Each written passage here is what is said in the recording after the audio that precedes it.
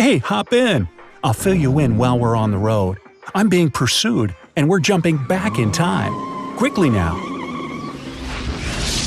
Okay, we're safe now. I'll tell you everything. But first, I need you to learn a bit about the history of automobiles.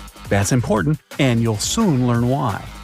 Alright, we start at the very beginning, and we drive really slowly, because otherwise you won't be able to take a good look.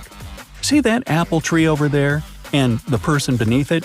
Let's not bother him because it's Sir Isaac Newton. Yeah, the Sir Newton. It's the year 1687 when he published his works on the 3 laws of motion. They were arguably the impulse engineers needed to start thinking about automobiles. It took almost another century, though, before the magic happened. Accelerating now. And here we are, in 1769.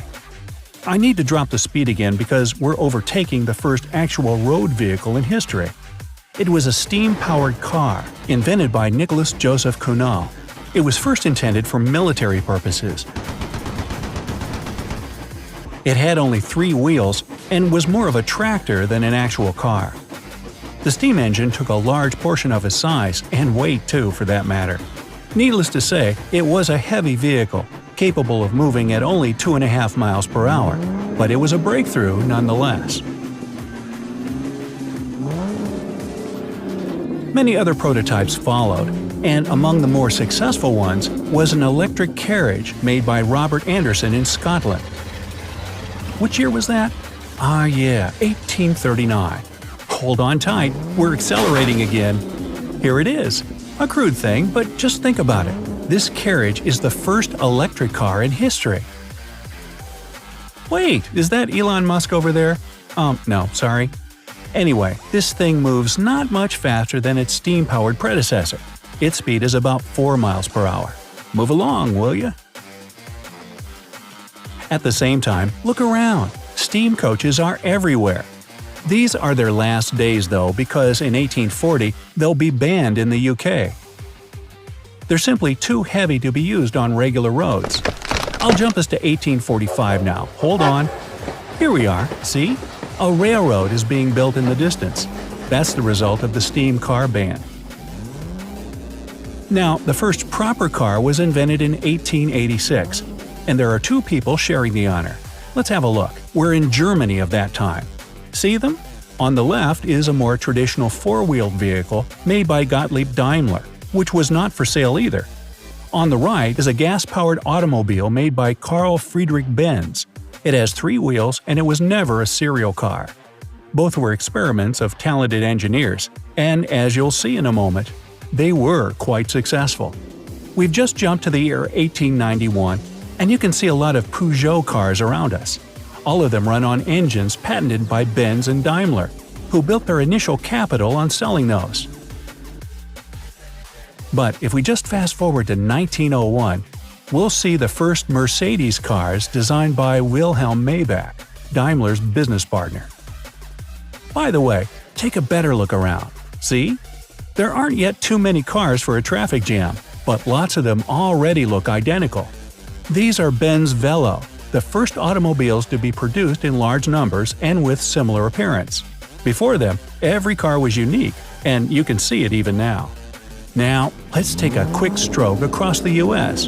Here in 1893, which is already before our current time, brothers Charles and Frank Duryea assembled their first gas-powered car and soon became the largest car manufacturers in the United States. By now, that is, 1901, they've sold dozens of expensive limousines, which you can hardly see in the crowd of roofless carriages, all similar to each other. These are curved-dash Oldsmobiles, the first mass-produced cars in the USA. Ransom Eli Olds invented the assembly line prototype and moved to Detroit to start his enterprise. His cars will be at the top of the automotive world for 3 more years, but we'll skip 7 and go to 1908 because here's where the real thing begins. See that shape in front of us? Rings a bell, doesn't it? That's because it's a Model T, Henry Ford's most famous mass-produced car, the Tin Lizzie. Thanks to the state-of-the-art assembly lines, it takes only 93 minutes to assemble one Model T.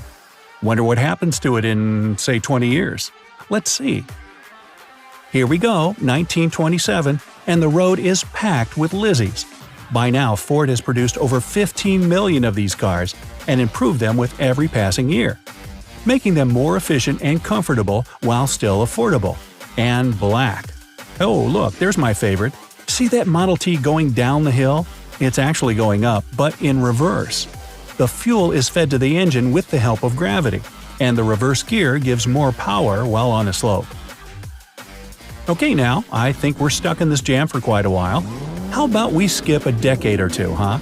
I'll just press here and… What year is this? 1937, a decade then.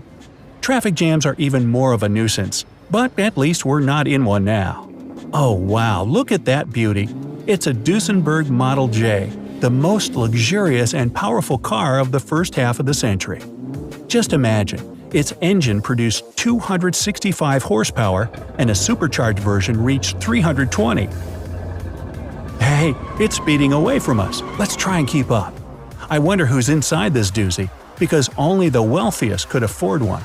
But it seems too fast even for me. Haha, awesome. Alright then, let's jump ahead once more and see what awaits us there. It's 1965, and the car industry is booming. What you see on either side of us are Fords, Chevrolets, Chryslers, and DeSotos. There's even one Edsel, a Ford-derived automobile that only lived for 3 years. And of course, plenty of Mustangs. These babies survived everything, don't you know? Even in our time, they're still popular.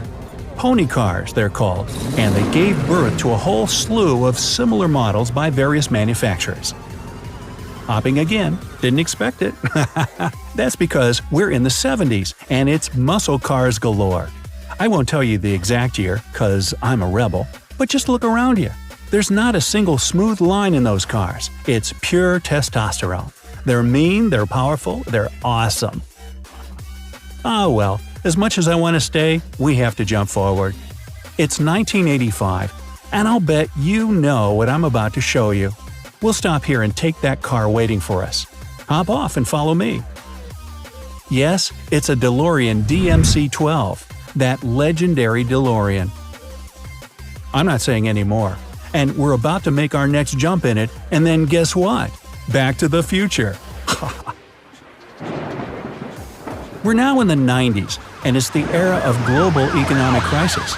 Muscle cars are in the past now, and people need simpler, more affordable vehicles. That's why what you see from the window is, well, far from perfect. Plastic headlights and fenders, simplest forms, everything to attract consumers who haven't got a penny to spare. All the cars outside look pretty much identical, because they basically are. That's a bit sad. In the 2000s, things grow even worse. Just look at these guys. They look like submarines without a single straight line. It's the time of experiments, and not the best ones. But gradually, everything came to the 2010s. Almost our time. Japan has dominated the field of car design, and everyone else started copying them. Sharp angles are the thing, combined with smooth shapes of the body. And here's where I'm finally about to make the final jump and tell you all about my pursuers. Get ready! Okay, 2019, and they're right on my tail. But as promised, here's the story. Look at the rear seats. See the roll of paper? That's a hard copy of blueprints for a car of the future. See how cars have changed? They're sleek, aerodynamic, and built for comfort. This one, however, is something else. Ready or not, we're nearing a portal to the future. Brace yourself, we're jumping! It's the year 2070, and cars are, well, different. Get out of the car and see for yourself. Beautiful, right? More than half of them are flying, while others move on magnetic force. Aerodynamic shapes are perfect now, and there are no more traffic jams, simply because there are no drivers. Every car now adheres to the rules because humans are not allowed behind the wheel any longer. Manual override is only possible in case of emergency. If you're done watching The City of the Future, I'll be happy to lift you back to our time. DeLorean, go!